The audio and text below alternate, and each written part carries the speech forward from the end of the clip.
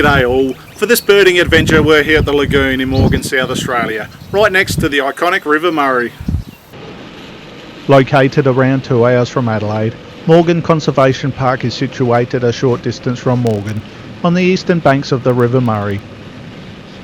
If travelling from Adelaide, a short ferry ride is needed to access the Morgan Conservation Park and the lagoons located within the park.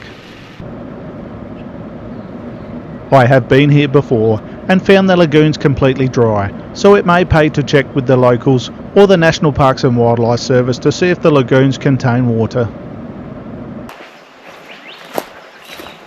As you would expect, water brings life, and the bird life both on and around the lagoons is abundant and diverse.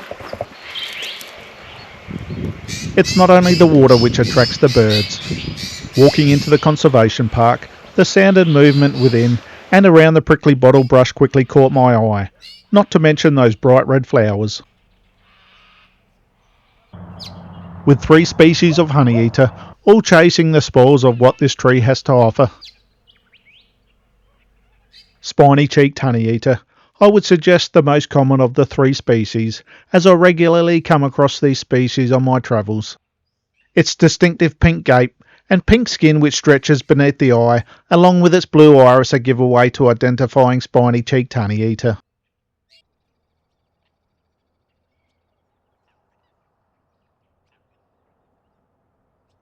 White-plumed honeyeater. These birds always remind me of my childhood, as they were once a common backyard visitor, but with suburban sprawl are now less common. They can, however, be found in numbers in country areas and are known to be fearless and aggressive towards other birds, especially as they forage around trees.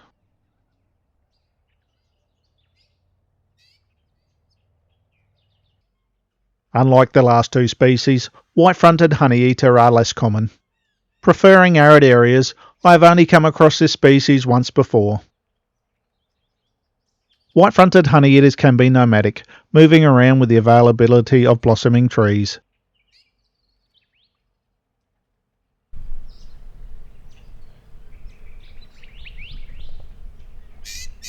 One thing that did catch my eye when reviewing the footage was this spiny-cheeked honeyeater.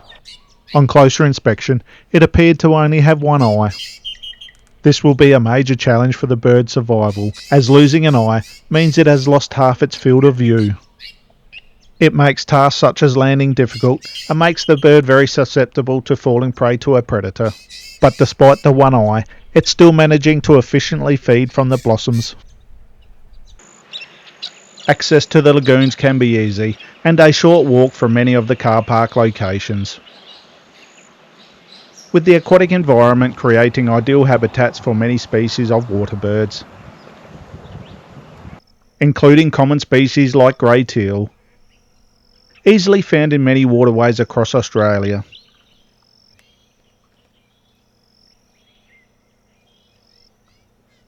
The shallow lagoons make perfect environment for black swan, with many found on this visit.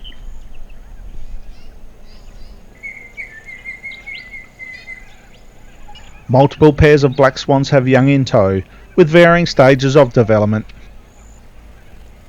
Known as cygnets, these baby swans are precocial. Precocial means any bird or animal hatched or born is able to feed or move independently almost immediately, only depending on the parent bird for protection. With their soft downy grey feathers and black bill, these cygnets will soon mature into the gracious water bird of the adult black swan.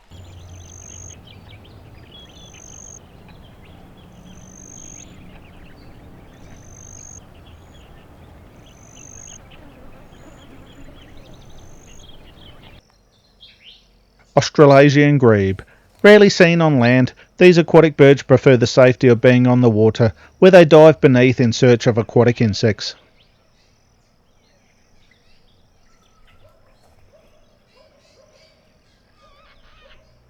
Here's a bird easily recognisable, Australian pelican. With the brolga being the heaviest flying bird in Australia, the Australian pelican is a close second. However, that pink long bill has Australian pelican in number 1 spot for having the longest bill in the avian world. Feeding on the surface, they plunge their bills into the water. The bottom section of the Australian pelican's bill contains a large sensitive pouch, which acts like a net to trap and scoop prey.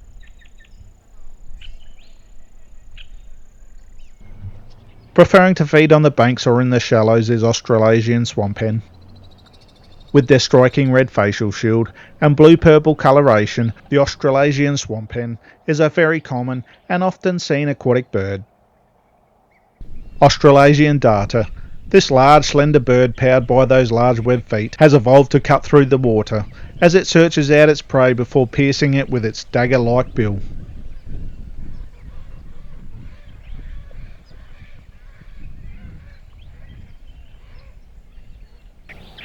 Inhabiting the water's edge, where it finds protection amongst the long grasses and reeds, is a bird which will be heard long before it is seen, the Australian reed warbler. Rarely venturing out, and when it does, one needs to be quick to see this melodious little songbird.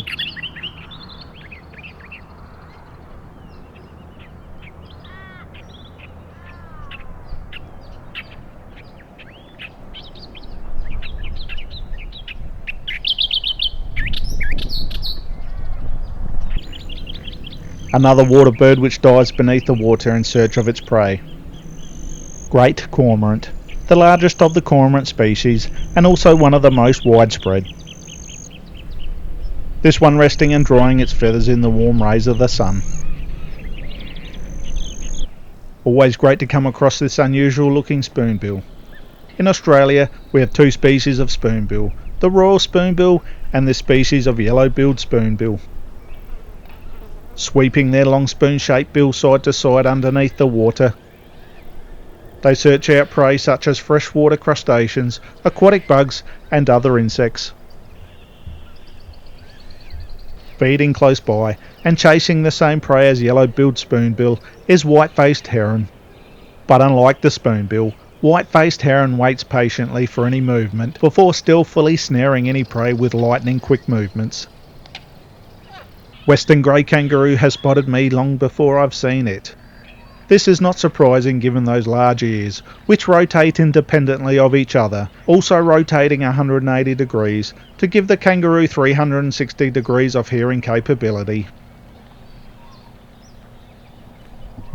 Whistling kites are common around rivers, lakes and swamps, often seen gliding around in the skies above. A noisy species of raptor, often calling while in flight or while perched.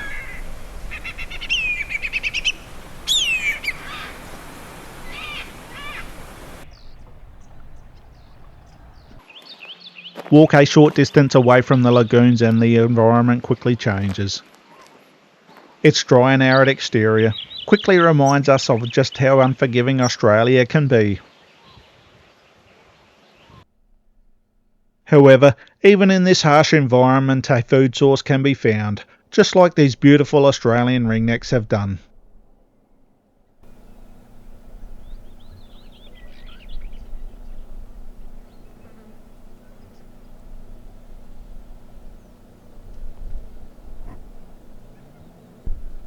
One of these birds has sustained a foot injury, which is impacting its ability to walk around. However, it still looks healthy enough as it hobbles around on one leg and is still managing to feed.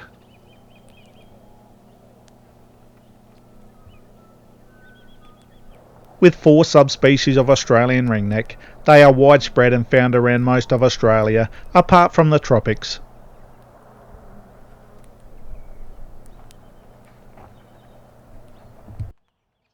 Red wattlebird, another member of the Honeyeater family.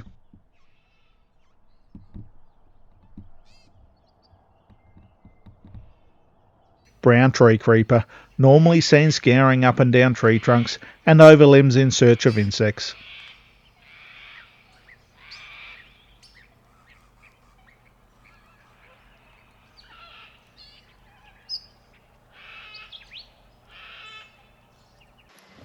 With every step beauty can be found, and the closer you get to water, the more prolific the bird life becomes.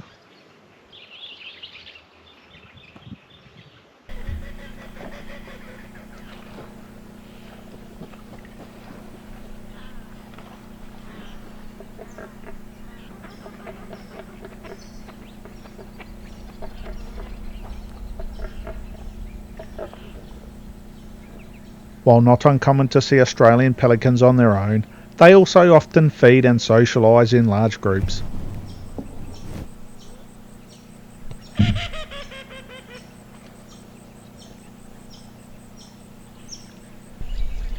Found close by to one another, the following two birds are from the same family of birds, the family of kingfishers.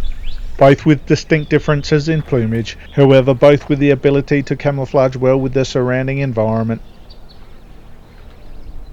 Laughing kookaburra, out stalking its prey. Like all species of kingfisher, they are a sit and pounce hunter, feeding on a wide variety of small animals such as lizards, snakes, mice and insects. Laughing kookaburra is the largest species in the kingfisher family.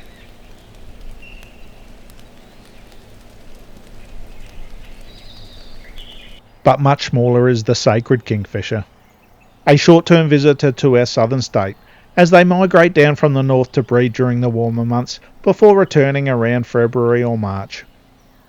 Like many of the kingfisher species, it inhabits open eucalypt forests, swamps, mangroves, wetlands and river systems.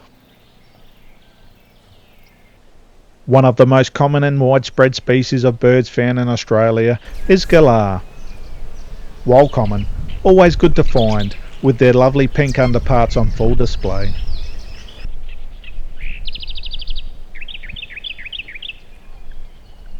Australian magpie, another common Australian species, overseeing the commotion of the lagoons from above. All while this family of tree martins comes and goes from the safety of their hollow high above the ground in this old river redgum. Tree martins are a member of the swallow family and are swift and agile flyers, catching insects while in flight. And another migratory bird which comes to southern Australia to breed.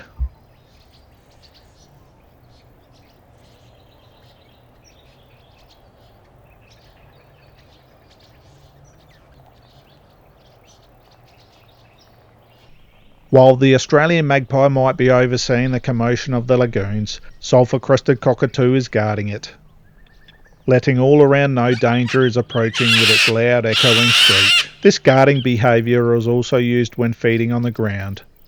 At least one bird will sit high in the treetops, warning all below when danger is close by. A relatively large member of the cockatoo family, and known for its highly intelligent behaviour. The yellow sulphur crest, for which the bird gets its name from, a striking feature when the bird becomes excited or angered.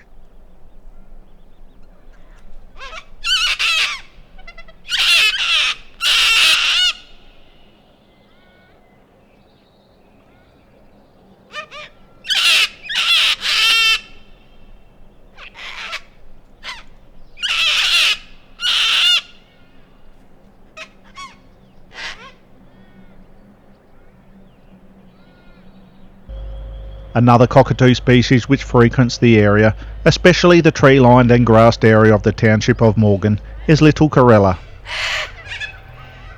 Scientific name Cockatoos sanguinea. Sanguinea is Latin for bloodstained, which on the little corella refers to the red markings between the eye and the beak.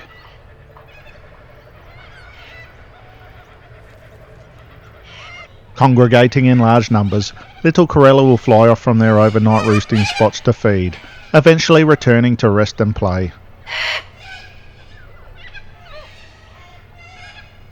It's these large numbers, along with their energetic ruckus nature, where the little corella has been considered a pest bird by the agricultural industry, as it can be destructive, not only to a variety of crops but to buildings and machinery, where it inquisitively chews at anything with its powerful beak.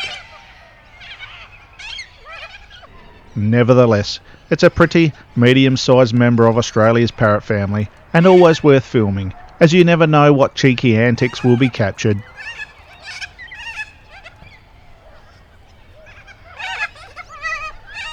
So with this, it brings me to the end of this look into some of the beautiful and diverse bird life around the Morgan Lagoon.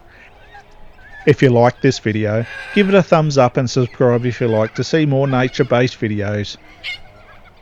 Thanks for watching, and see you next time.